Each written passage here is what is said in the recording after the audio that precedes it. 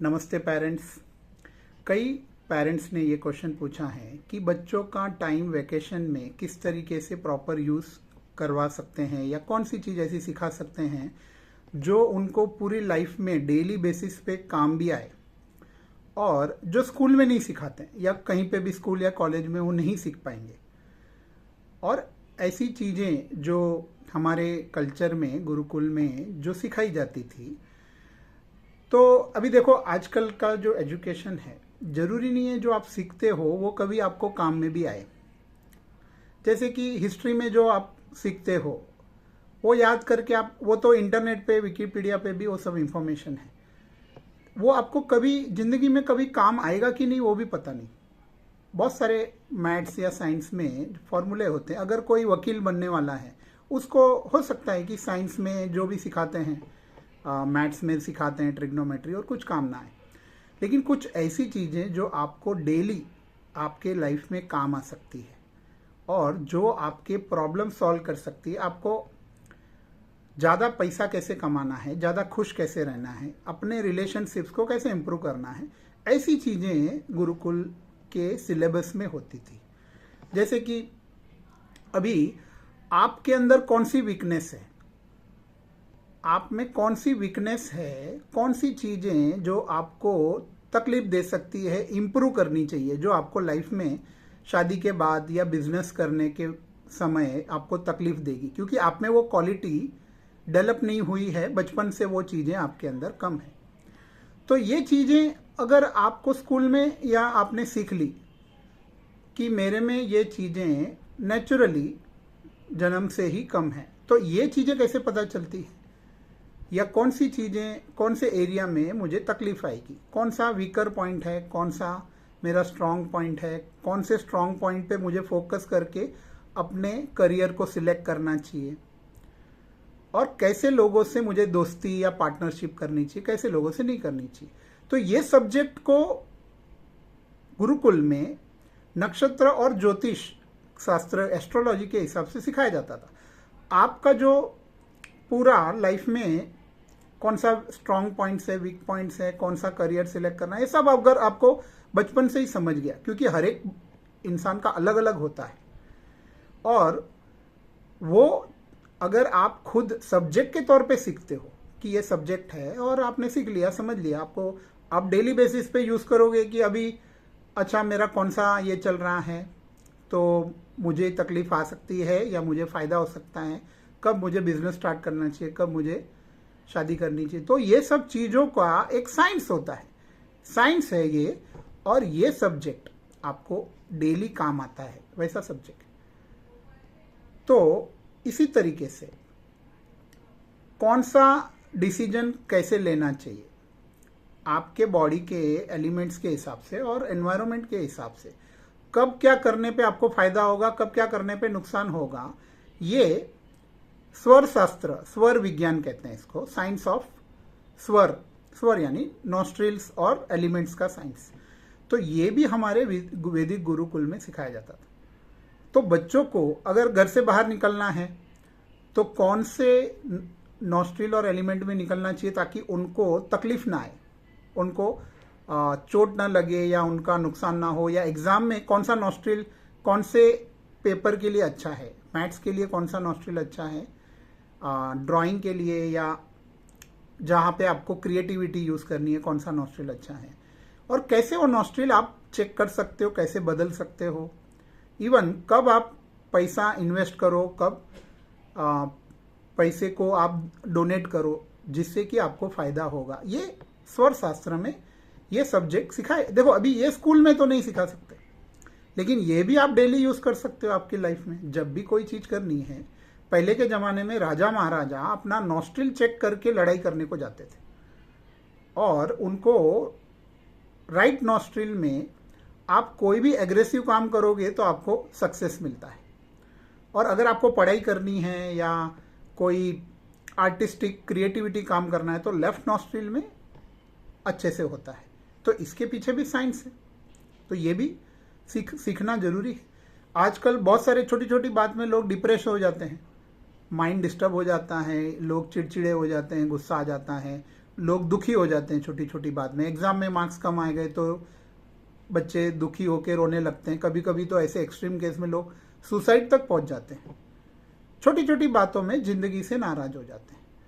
तो इसका भी एक साइंस है कि आप अपने माइंड और इमोशंस के साइंस को समझो, कैसे ये काम करता है। ये तो स्कूल में सिखाते नहीं है, यह गुरुकुल में सिखाया जाता था। तो क्रिया योग या योग की साधना, योग की सिंपल टेक्निक्स अगर बच्चों को सिखा दी कि अपना मूड वो खुद ही अच्छा करना सीख जाए और खुश रहना सीख जाए, ये भी एक साइंस है। तो अभी देखो, बड़े बड़े प्रॉब्लम्स होते हैं घर में, झगड़े होते हैं घर में, तकलीफें होती है। तो पुराने सिस्टम में घर में हवन होता था। अभी हवन करना कोई मुश्किल काम नहीं है कि उसके लिए हमको किसी को बुलाना पड़े। अगर बच्चों को ये सिखा दिया कि महीने में एक आध बार हम लोग मिलके हवन करेंगे, आप भी कर सकते हो। और जो प्लैनेट्स आपको मतलब आपके कमजोर है या जो तकलीफ दे रहे हैं, उसका पर्टिकुलरली आप मंत्र सीखकर हवन करोगे तो आपकी बीमारी ठीक हो सकती है, प्रॉब्लम सॉल्व हो जाते हैं। बड़े बड़े अपने शास्त्रों में कहते हैं कि हमारे अगर पूर्वज नाराज है या देवता नाराज है तो आपके काम अटकते रहेंगे। कोई बच्चा बार बार बीमार गिरेगा, या उसको एग्जाम में बार बार फेल होगा, या कभी कभी रात को नींद नहीं आएगी, या वो अच्छे से लिखेगा नहीं, पढ़ेगा नहीं, किसी की शादी नहीं होती है, घर में बार बार बीमारी आती है।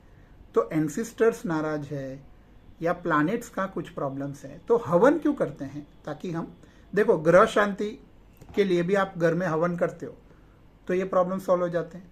पितृ शांति के लिए भी घर में हवन कर सकते हो, देवताओं के लिए भी हवन में। तो ये हमारा कल्चर था। बड़े बड़े देखो हवन होते थे जिसमें राजा खुद पूरे गांव वालों को बिठा इनवाइट करके हवन करते थे। ये जरूरी था, आजकल कोई करता नहीं। लेकिन घर पे भी अगर आप छोटा मोटा हवन करते हो तो बड़े बड़े प्रॉब्लम सॉल्व हो सकते हैं आपके लाइफ के। तो हवन का भी साइंस कैसे प्रैक्टिकली, देखो ये सब चीजें प्रैक्टिकल है, कुछ याद रख के लिखने पढ़ने की बात नहीं है। आप डेली बेसिस पे अपने लाइफ में ये इम्प्लीमेंट कर सकते हो।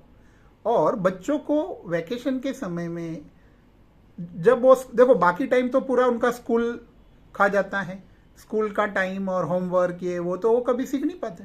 एक संडे के दिन मिलता है, उस दिन भी अलग अलग कुछ ना कुछ क्लास होता है या बाहर जाना होता है। तो जब टाइम मिले ये सब चीज़ों को बच्चों को एक बार उन्होंने सीख लिया तो फिर वो अपने स्कूल में, कॉलेज में, बिजनेस में, शादी के बाद कभी भी ये चीज़ों को डेली यूज कर सकते हैं। तो हमारे और कौन से दिन कौन सा मंत्र आपको बोलना चाहिए और कैसे वो मंत्र का साइंस आपको हेल्प करता है, वो दिन का एनर्जी आपके फायदे के लिए या आपके बेनिफिट के लिए यूज करें और उससे देवता और हमारे पितृ भी खुश हो सकते हैं। फॉर एग्जाम्पल, अभी छोटी बच्ची को अगर सपोज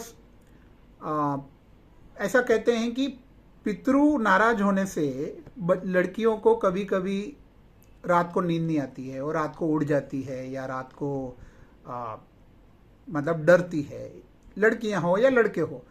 तो इसका छोटा सा एक प्रोसेस है कि अगर आप पितृ गायत्री का मंत्र बोलते हो रविवार के दिन और आप वो लड़की अपने पिताजी को, एक प्रोसेस है कि वो कैसे करना होता है, वो भी एक सीखने का पोर्शन है कि वो मंत्र कैसे बोलना है, अपने पापा के साथ एक प्रोसेस करना है, उस करने से ये प्रॉब्लम सॉल्व हो सकता है। अभी आप बोलोगे कि इतना छोटा सा प्रोसेस करके इतने बड़े बड़े प्रॉब्लम जो डॉक्टर सॉल्व नहीं कर पाते हैं वो हो सकते हैं। वो हमारे शास्त्रों में इसका साइंस दिया हुआ है।